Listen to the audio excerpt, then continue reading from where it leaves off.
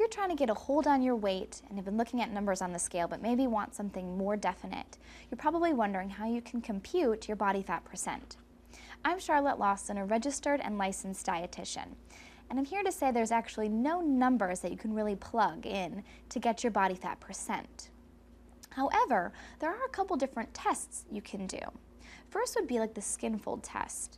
Now this is going to be done with a calibrator, and you're going to take a little measurement. Now typically this has to be done by someone who's been trained and knows how to read and compute these measurements. But they'll take a skin fold test at certain areas on your body, and they'll take those numbers and they'll put it through an equation to give you a percent of body fat. There's also something called the Bioelectrical Impedance test. Now this, you can actually buy the tool if you would like. It runs around $60 or so, depending on where you get it from. But they also have these at the wellness gyms, and a lot of times the new scales will include this feature on them as well.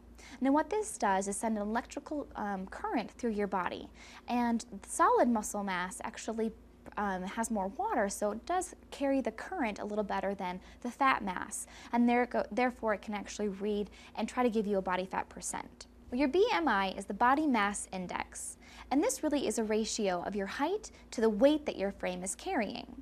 And you can easily figure this out by taking the pounds, multiplying it by 703, dividing by your height in inches, and then dividing again by your height. So basically you have pounds times 703 divided by height squared.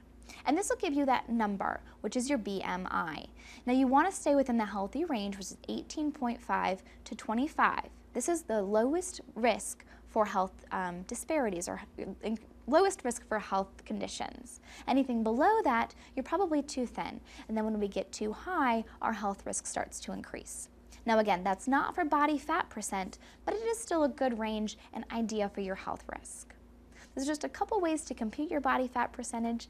I'm Charlotte, and eat happy.